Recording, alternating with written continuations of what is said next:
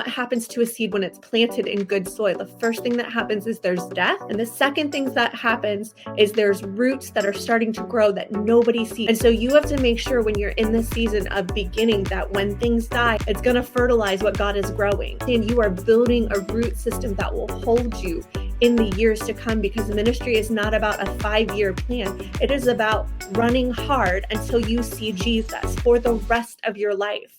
In the parable of the talents, Matthew 25:29 says, "For whoever has will be given more, and they will have an abundance." As women in leadership, how do we prepare for what God has in store for us when we already have full plates? Let's find out together.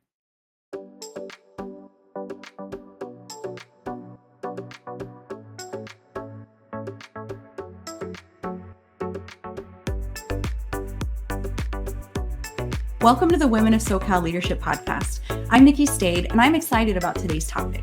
Maybe you're like me, but I have found that there are 4 different times of the year where I'm given a fresh start, the ability to pause and evaluate where I've been and where I'm going. Those are right around my birthday, January 1st, of course, the beginning of the fall or academic calendar, and of course, every Monday at the start of a new week. Often this is where the Lord begins to deposit dreams into my heart, and I mull over the what ifs. Does this happen to you too? Well, as women, there are many things that we are balancing in life, and the idea of adding more or being offered or entrusted with more can quickly give us pause and cause us to wonder if we have what it takes. But what does it take? Well, we need to expand our leadership capacity. On today's podcast, I've invited a special guest to discuss this topic with us today. Cassie Brown is a multifaceted leader in both the church and the community. She's a full-time registered nurse, a speaker, a professional development coach, and the founder of 2 nonprofits in her community, On Purpose Ministries and Grit and Glitz. She holds a master's in leadership and evangelism, and she aims to teach and empower women to embrace the call of God on their lives in both church ministry and the marketplace. Please welcome her to the show. Hey, Cassie. How are you? Good. How are you? Oh, I'm so good. It's so good to see you again. You came out here to SoCal. You are from Ohio, where you are currently present in this moment, but you came out to SoCal just to have an opportunity to be with our women here at our retreat this past fall. And it was such an honor to host you. It was such an honor to be there. Your ladies have my heart now. Like, they are the best women ever. I love SoCal. I love those ladies out there. And I love the tacos that I was given. Yes. Oh man. Late night taco night trips. Amazing. So taco trucks are like my love language. So I'm so glad that you're here. You have been doing quite a bit since we last saw you. And I am excited to talk to you about this topic of leadership capacity and how we might be able to increase it to step into what God's calling us to do. And I love that your ministries that you have founded have perfect titles for that. The On Purpose Ministries. Like literally on purpose. We can't do this stuff by accident. Yep. And then Grit and Glitz, which are 2 things we absolutely need to be able to be successful in what God is calling us to do. Yeah, as you were talking about all the things that I was doing, I was sitting there and I was remembering, because On Purpose was the first one that I started. And I started so terrified. My couch is where I cried consistently. And I was thinking, as you were saying all these things, I'm like, how faithful is the Lord, that when I started, I had nothing other than my willingness to obey. And I mean, if you see, and as we talk, like everything that God has done in my life, from those moments of fear and crying on the couch and feeling like nobody believed in me, and feeling like, it wasn't enough, feeling like I couldn't do it, and just seeing how the faithfulness and the grace of God is. I mean, this is probably one of my favorite topics. I love that. So I started out the episode just kind of referencing the parable of the talents, and I've been reflecting on that a lot lately. I was recently at a camp where it was one of the stories that were told. And I love how even in something like children's ministries, like God can just drop big bombs, even in my heart as an adult, as a leader in ministry. And ever since I heard that parable again, which I know you're familiar with it. We've all heard it a million times. Ever since I heard that parable, I've been really reflecting on that and wondering, which servant am I? And if you're not familiar with that parable, it's the one in Matthew 25 where it talks about the master is going away on a trip and he's entrusted 3 of his servants with various, well, they're called talents, but they're really, gold or whatever the money was at the time. And he entrusts each of them with different amounts to invest for his purposes. And it's really interesting because 2 of the servants, you may remember, they invest really well. They have various outcomes, right? They didn't bring back the same amount of money, but they were both highly praised and rewarded when the master returned. And one servant, though, not so much. Like whether he was paralyzed with fear, or some would say lazy, but I kind of lean more towards the paralyzed with fear, maybe because that's been my experience. He didn't do so well, and he wasn't exactly rewarded. In fact, he was chastised for it. And it just makes me wonder, in my leadership, my calling, those different times of year where God begins to push me and say, it's time to step into something new, I have to continually ask myself, which servant am I going to be? And it truly is an on purpose decision, right? Absolutely. And I mean, it's one that I know in seasons where God, starts to begin to lengthen my capacity. And I mean, I'm a high capacity person naturally. The reason that we started on purpose was because I didn't want to go to a women's ministry that was just we just go and there's no purpose behind it. So I would say, and I'm like, I just got my kids, dressed and I got them doing all their things and got them to the babysitter. And I'm sitting here and I'm listening to women that are not uplifting the Lord. And so I remember just in my young 20s going, if I start a women's ministry, it's going to be called On Purpose because I want it to be on purpose. And I want it to have a purpose behind that we are actually leaning into the Father. I think that in each season, that's exactly it. In every season, we lean into the Father. This is what God has given me in this season. And what am I going to do with it? And I love that scripture. It makes me think of my current garden bed situation. So we bought this house about 5 years ago, and it had a garden in it before we got here. So I was super excited because I'd never gardened before. And so there was already a garden there. What I did not realize was how much extra work it would cost me in those couple of months on prepping for a garden. And so this year it cost even more because our garden bed kind of deteriorated with the wood over time. And so this year was the year that we had to rip everything out that was already there. We had to completely rip everything out. We had to figure out how to rebuild the bed in a way that was going to last longer. And I feel like in seasons when God gives us something, we have to take a look at what we're giving, evaluate it, sometimes rip out everything that we've got going on and allow the Lord to rebuild something new. I love that. So you are in multiple roles, much like the women of SoCal. We represent multiple roles: pastors' wives, women in ministry, women's ministry leaders, credentialed women. We, as women, we often hold different roles and we have plates spinning in multiple directions. And you are a nurse, so you're in the medical field. Yep. You're also in ministry. You founded nonprofits. You have a lot going on. Can you share with us just some practical tips in your experience? What are some ways that we can begin to increase our capacity so that when we're entrusted with something new or we're entrusted with more, we're ready? Yeah. So some practical things that you can do is as God's vision for your life increases, your options decrease. And so one of the practical things that I do consistently is what we call pruning. So we prune in our family, not just myself, but in our family, whatever we are doing in that season, we prune out what we don't need and what is not going to help us with where God is taking us. And sometimes that means that I let go of relationships that are okay, but they're not actually life-giving. They're life draining. And everybody has those. You're like, I want to help this person. I want to do this. And so the first thing I do when I'm in that season of, okay, God, this is what you're calling me to, I have to look at my relationships, which are my greatest resource.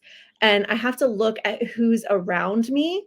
And I begin to ask the Lord, Lord, prune first off in me anything that needs to go, whether that is fear, because that is the number one. And especially when you're right on the edge of something and stepping out, there's so much fear. So, going through the process of owning my fears, allowing those relationships. So prune in me, prune in my relationships, prune in my finances. And that one's hard because we like to talk about Jesus. God has a great plan for my life. Yes, but sometimes that means that your finances need to be a little bit less for a season.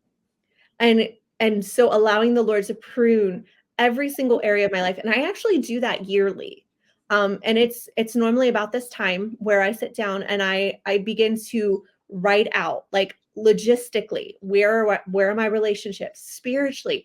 Am I being spiritually fed? Because as ministers, we need to be very honest. Like, I give in so I give as a nurse. I'm a case manager for Cleveland Clinic. So I give and give and give in my job. And then I come home as a mom and I give to my teenage daughters. And then I give to my husband. And then I give to my two nonprofits, and I'm building. And so I have to make sure that spiritually I am pruning things like social media, TikTok, Instagram, YouTube, the things that are scrolling. I'm pruning those out and going, God, I need to be refilled. So making sure that I am in a church that is feeding me, that I am worshiping in community.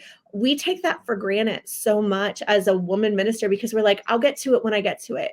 But when you're right on the precipice of God calling you out, you need to be full and you need to consistently fill yourself, because what will happen is you will have nothing left. If you don't allow the Lord to consistently pour through you or pour into you, he can't pour through you.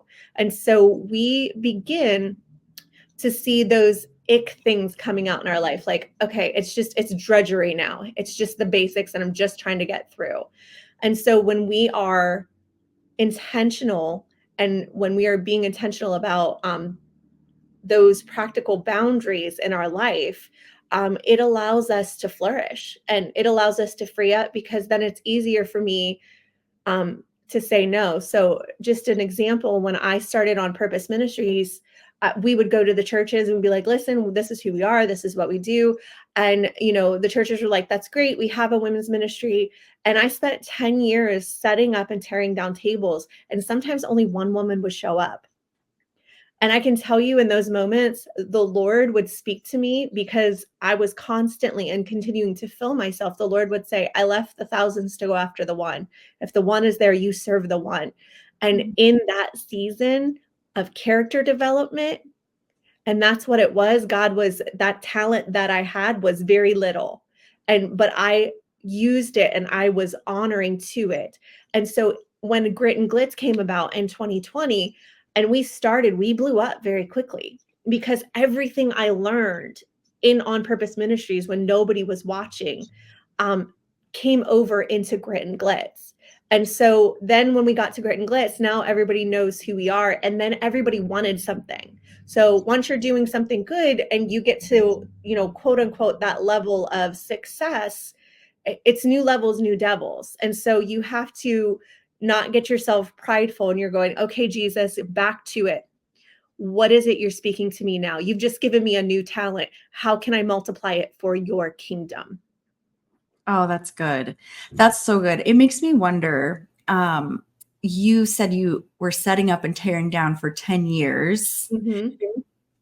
You must have felt you had that seed planted in your heart and you knew the capacity that God was calling you into. And yet you were in this season almost of just, I don't know if dormancy is the right word, but can you give us some input, give us some of your wisdom from your experience to the woman who's in that season right now, where she has the dream in her heart and she sees God has entrusted me with this.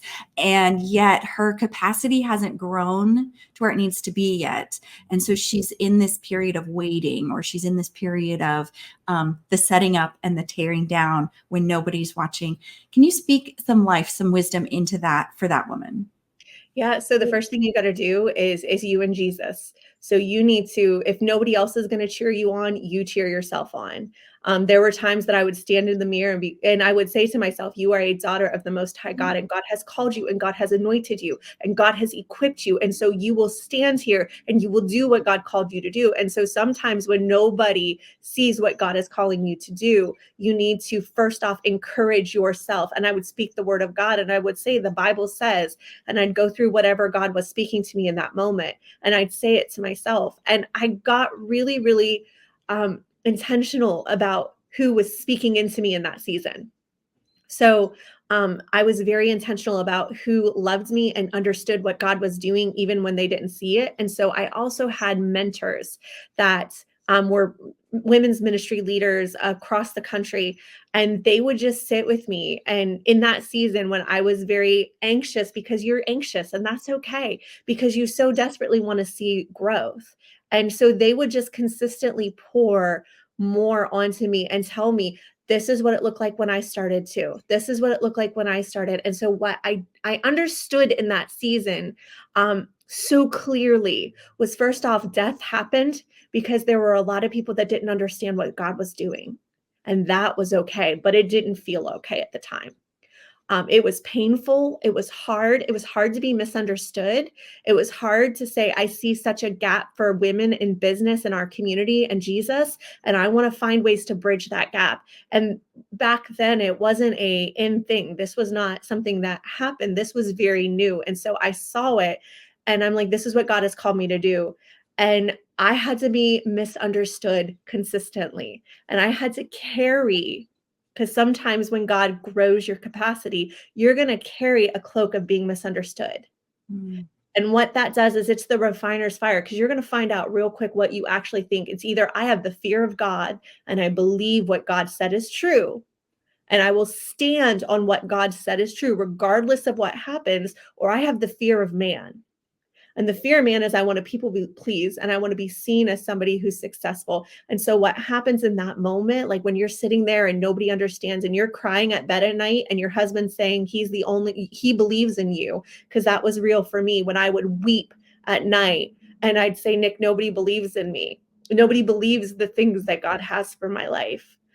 And he would speak truth over me. And so that's the other thing, like making sure that you have people that speak truth. He said, it doesn't matter what anybody else thinks. I believe in you. I believe God has called you. And so I was very blessed to have a clear vision and understanding that it's a seed. And what happens to a seed when it's planted in good soil? The first thing that happens is there's death. And the second thing that happens is there's roots that are starting to grow that nobody sees. Before you ever see a little sprout, there are roots growing. And so you have to make sure when you're in this season of beginning that when things die, it's okay, let it die. It's going to fertilize what God is growing. And second, to understand you are building a root system that will hold you in the years to come, because ministry is not about a 5-year plan. It is about running hard until you see Jesus for the rest of your life. So we have to stop this idea of success is driven by numbers, and it's driven by, monetary value and being seen. Success is doing what God has called you to do and honoring him and multiplying that. So being very, very clear in this season, woman of God, of what he has called you to do and what he has called you to multiply. And it doesn't matter what anybody else says. You hold on to that. Oh, that's so good. I just love that so much. You talked about seeds and growing roots down, and I immediately pictured here on the West Coast, especially in Northern Cal, we've got the sequoias and we've got the redwoods, and these are the largest trees on earth, and yet they have to live in community. They're not really seen on their own, and that's for a reason, because their root system, it doesn't go deep, it goes wide. Yep. Right. And so instead of being rooted deep down and they are not able to be knocked over because of their own root system, instead their roots grow like this and they get intertwined with the trees next to them. And so they literally hold each other up because of community. And so I just love that. imagery right there, because you mentioned how you would, first of all, you would drop the relationships that were draining, that weren't life-giving, and instead you would lean into women who were down the road from you, who had that they would mentor you because they had been there, they'd done that, and they were a little bit ahead of you in that journey. And I just love that idea that now you're doing that in your own ministries. You're gathering women together, you're creating that community, you're drawing them into Jesus. Can you tell us a little bit about how this idea of leadership capacity, it's not all about us, it's about leaning into community? Can you tell us about your experience in that? I love that you mentioned the sequoias because I assume you know about like mother trees and what mother trees are and how they support the baby trees. And that concept has been something that I've always longed for and made sure that our ministry speaks to, is being that support for women. So when I started Grit and Glitz, it started as an idea and a need in our community. So most of the ministries that I've been a part of, or have the both of them that have started out of needs in our community. So we see a need, and then this is what we did. And so drawing community together, the business owners in our area, our small business owners, are women. And the majority, and in 2020, the amount of women business owners drastically increased in the nation because women were more relational. And so because women were more relational, their businesses stayed open. So with that, we have all these women in business, all these women that are wanting to do things in community and have zero network and don't know where to start. And so Grit and Glitch just started with building community. We did 3 questions. We asked who you were, what you do, and what you need. And I was very intentional. And this is what I want to say to women in ministry, because we're like, I need nothing. And again, everything is purposeful. So Grit and Glitz, what do you need? Do you need people to follow you on social media? Done. We'll do that. We'll share your stuff. Do you need people to know what your business does? Done. We'll share that. And so what we did was we found the needs very quickly, because for women to verbalize their needs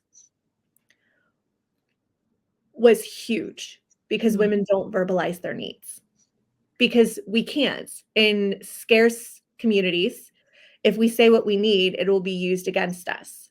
And we've all been in those toxic cultures that, you know, your vulnerability becomes your liability. And so we wanted to make sure that at Grit and Glitz, your vulnerability became your strength. And so we made sure that in community, drawing as leaders. So it wasn't me walking in and going, here's what I need. I need to be this, this, this, and this.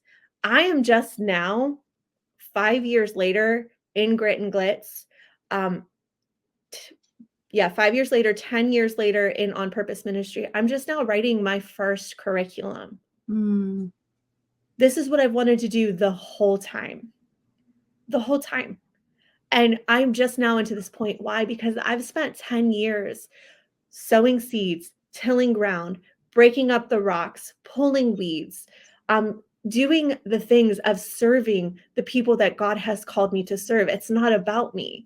And so I was very intentional about the women that I served. And so whatever their needs were, whether it was through prayer, whether it's through fasting, whether it's through doing phone calls, whether it's just through sharing stuff and showing up to their business, like we set aside, Nick and I, a certain amount of money every single month that we spent during the pandemic, that we went intentionally to women-owned businesses and made sure we paid for things in their business just to keep our local economy going. Like we were very, very intentional. I wasn't posting that on social media. I wasn't going, look at me.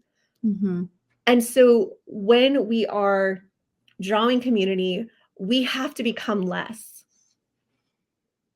Everything I did and everything I do in both of my ministries is to reach women that need either community, they need Jesus, they are lost, they are broken, they are tired. And so everything that I do comes from that place. So making sure that you are drawing that community in, and as God increases your capacity, he wants to know that he can trust you with what he's given you. And so in the first portion of the season of our life, the majority of the women that came to On Purpose Ministries was stay-at-home moms. Mm. So mind you, I want you to understand this. My ministry was for women in business and women in high capacity. And the first women that I ministered to were stay-at-home mothers. Wow.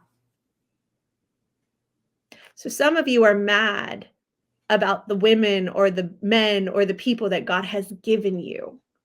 And I can tell you that those women that I invested in are a part of my team and help me grow what God has placed in my heart and has grown in this community. And so leadership is not about you.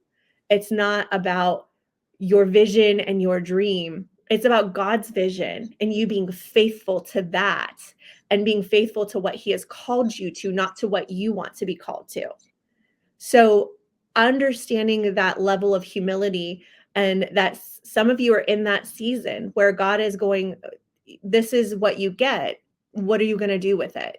Mm. I was not the one, and I love the talents parable because I wasn't the one that got the 5. I was the one that got the 3. I didn't get the 5. I didn't have anything when I started. And I started with what God gave me.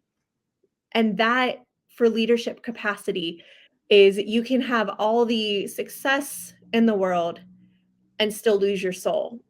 Mm. So you need to understand leadership in God's kingdom is investing in those God has sent you to serve. As a nurse, that has been one of the things God sent me into nursing so that I could understand ministry. And I'm a fourth generation preacher's kid. And he sent me into nursing because nobody cares your title. They just care that you can do your job and Mm. they care that you can make them better. That's it. And so I'm going to say that again. Nobody cares about your title. They care about the fact that you can do your job and that you can make them better. And so as a leader, are you more concerned about your title or your position? Or are you concerned about the people that God has placed in your life to go in, do your job well? So that means professionally developing yourself. That means making sure that you are spiritually well, that making sure you're financially well, that you're emotionally well, that you're well and you're taking care of yourself first. And then are you taking care of and making those around you better? If you can answer those 2 questions, then you just keep doing it because God will bless you in due season. And I can tell you truly, when God increases the capacity, it is like that. It's years. Well, it looks like that.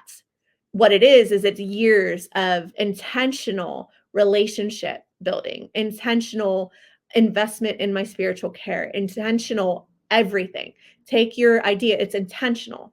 It's building those things out. And so you need to be more intentional. Maybe it's not that God is mad at you and not blessing you. Maybe it's the fact that you are not doing what God has called you to do.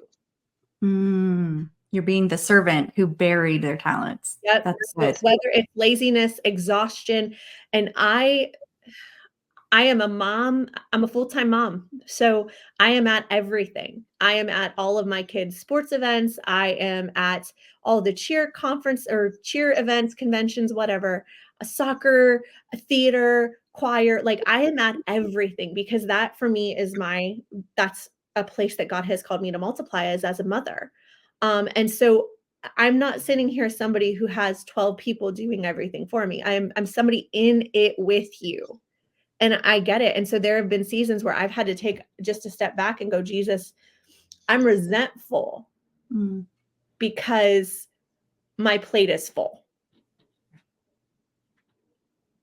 And when I'm resentful, that means I can't see the blessings that you've given me.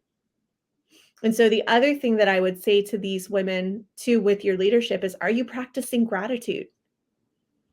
Are you looking for those areas that God is calling you and going, yes, Jesus, thank you. Because I remember, like, as you were speaking with my bio, I remember what that was like. I was remembering where you've brought me from, Jesus, and I'm thankful. And I'm going to remember and thank you and look back and say, but Mm. God, not because of anything I did. I was just faithful with what he told me to do. My kids joke because I tell them I wanted to be a pop star. I never wanted to be a nurse. I never wanted to do nonprofit work. I never wanted to get my master's in leadership. I just wanted to be a pop star. And what happened was God had other plans for my life. And I said, yes, Lord, I'll die to myself and I will be faithful with where you've planted me. That's so good. I just want to take it back for a second because there was something that you mentioned that really just kind of like stood out to me. And that was this idea of that increasing our capacity often means that we become less. Mm-hmm. That is so key. Our motto here at Women of SoCal is that we are better together. Yeah. And I have emphasized that in a myriad of ways. But just recently, we had a women's ministry training Zoom call. It was like a connect call, and we talked about building teams. And one of the things that I mentioned was just exactly that. It was this idea that we think the higher we go up in leadership, the more our capacity increases, the more it becomes about us.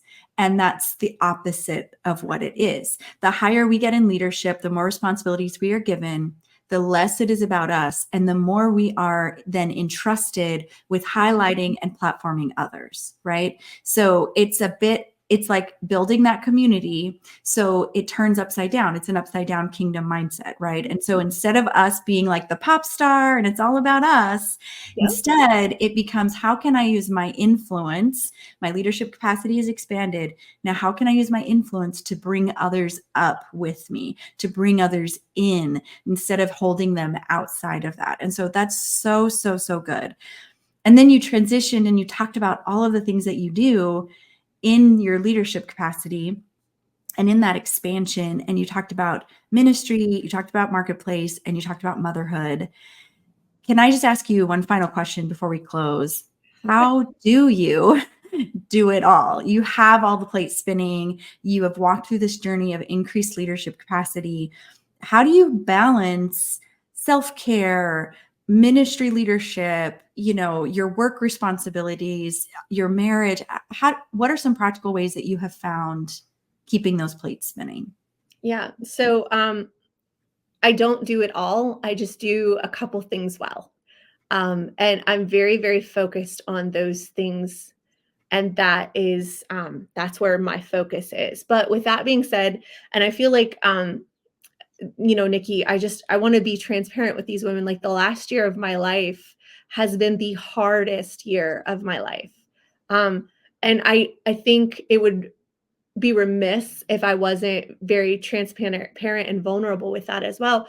This past year, I've had to walk my daughter through burying three of her friends. Mm-hmm. And there was a tragic bus accident that got national level attention, and that was my daughter's school. And we lost 6 people in our community. And in one weekend, we had 6 calling hours and 6 funerals. Fast forward later, and my sister unexpectedly died 6 months later. And so I was in a season of just trying to make it through, and in a season where I really had to get very, very, very focused on what is truth, what is God's truth, because my friends buried their children. That's not anything. There are no words that you're going to say of God had a plan and a purpose for their life. And sometimes in seasons of darkness and loss and death, we have to be silent and just be present. And so in those moments, especially, so I'm doing all of these things. And in the midst of this, I'm dealing with questions that my daughter had that I never wanted to answer. This is not something as a mother you want to walk through.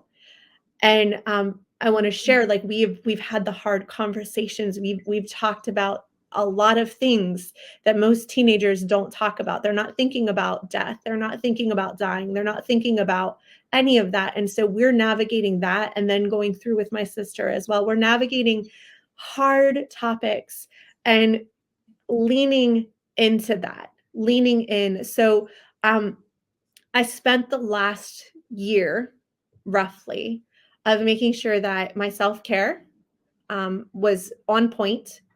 I saw a therapist consistently because I had a lot of grief and a lot of different feelings that I needed to navigate through. And I am fully aware. So the first thing I want to say is, how do you do it all? You're constantly hyper aware of where you are, and you're honest about it. So I knew when that accident happened and I'm navigating questions that I've never had to answer for my kids, I immediately called a therapist friend of mine that she's worked with me before. And it was that week I was in. And from that week until April of this year, weekly, I was in therapy where I was talking to somebody about a lot of stuff. Now, had I not done that and been intentional, Nikki, I would not be where I'm at right now. So that's the first thing. How do you do it all? You're intentional and hyper aware. So when moments like this happens, you have a plan in place and go, okay, Jesus, like I got to make sure that I'm still with it. And I let go of some things for a season. I said no to some things. I got really, really, really careful about where my boundaries were, because what God had for my life and where I was increased. I was carrying hard things. And so my vision decreased. So I let go of some things. We cut back stuff for grit and glitz for a season. The second thing is I allowed amazing team members to come in that I built for the last 10 years. There's a visual for a lot of you. So I wanted to start there because I need women to understand, like, it's real. It's real. And what you're going through is real, and grief is heavy. And so if you're walking through a season of loss, grief is heavy, and you need to probably talk to somebody about it and process through it, because you have to go through it. You can't avoid it. You can't numb it. You can't hide from it. It's coming for you either way. So you have to walk through it.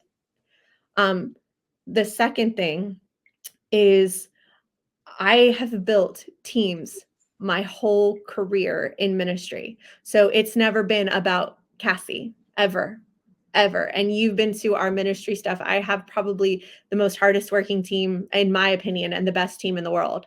And these women have consistently stepped up, and they've become leaders. So when my daughters were little, I taught them how to skate.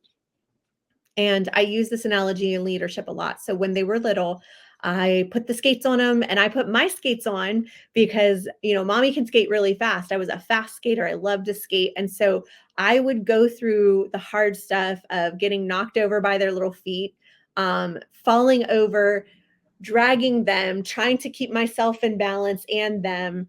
And for years, I did this with them. Years, every single year, I'm like, oh, we're going to skate because I want them to skate.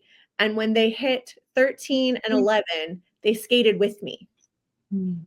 So they were able to keep up with me, and we could do all the fun stuff together, and we had fun. And that's how you do it all. You build teams that you can skate with.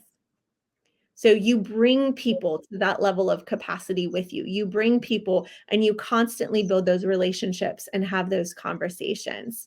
And lastly, it's boundaries. I mean, I've said that before, but it really is boundaries. It is knowing what is mine, what has God given me, and being very clear in it. Because, I mean, there were seasons that I helped other people grow their ministries, and I do not regret it at all. And for a season, I was helping people build other amazing, nationally ranked ministries, and it was awesome. I got to learn so much, but my ministry wasn't nationally ranked. I still went home after doing those mountaintop moments and, participating and being a part of an amazing thing. And I was still setting up tables for one. So boundaries and understanding, but this is what God gave me.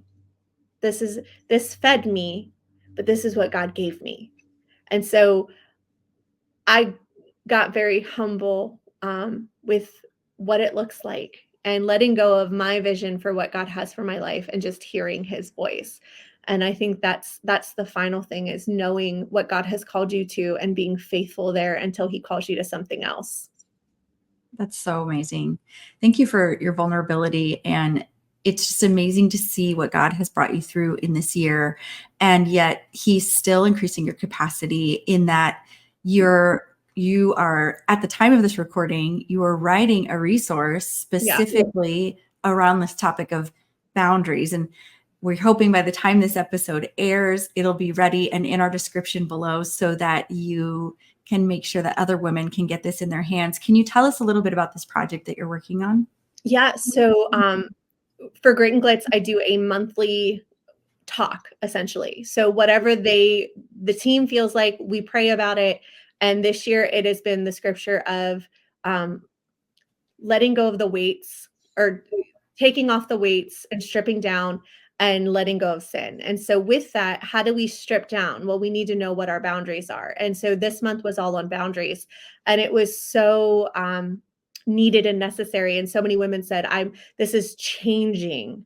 After just doing the talk, they said, it's changing how I'm leading now. It's changing. I'm saying no to this. I'm being more intentional. It gives them permission. And so this resource is going to help give you permission to say no. And that's why it's called, and Nikki, I named it Just Say No because I thought of my nines. So just the women that are like, I can say no, because you want to say no to things that don't actually feed you or feed others, so that you can say yes to what God has put in your hands. So for a lot of these women, they're in business. Some of them are nonprofit leaders.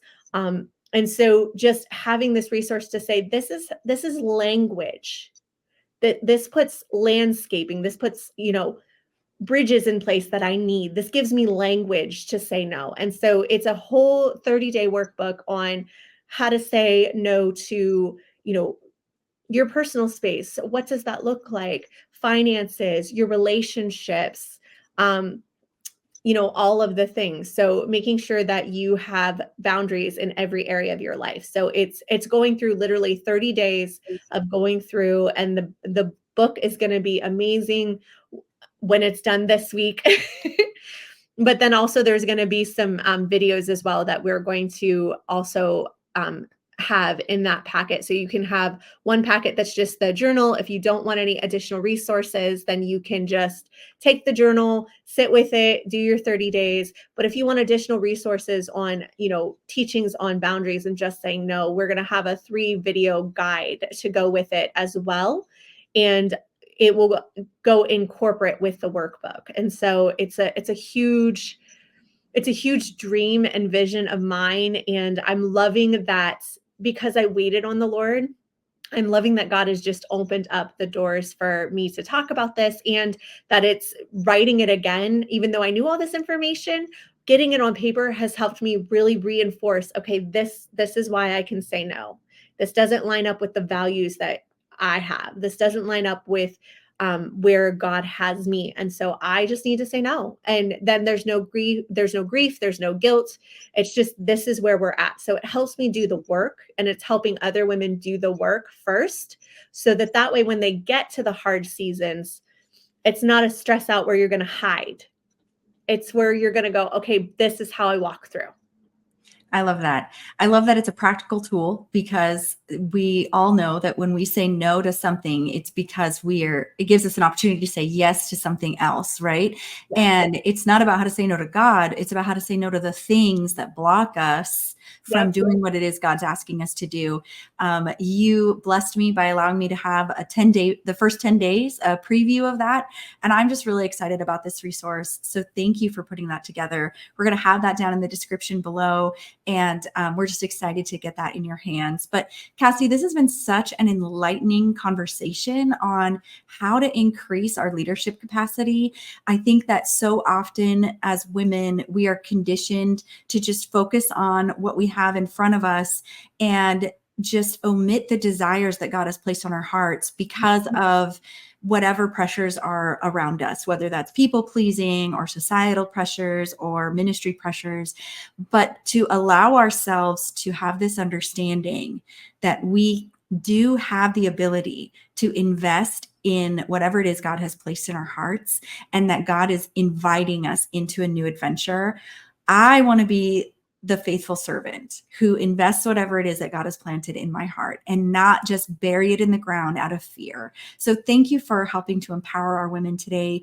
And for those of you who are watching, thank you for joining us on this episode of the Women of SoCal Leadership Podcast, where I truly hope that this episode has helped you to know, grow, and go in your ministry leadership context. Follow us on socials at Women of SoCal AG for more episodes like this, or check us out on your favorite podcast player. But we are so excited. If you subscribe, then you won't miss the next episode. We'll see you next time.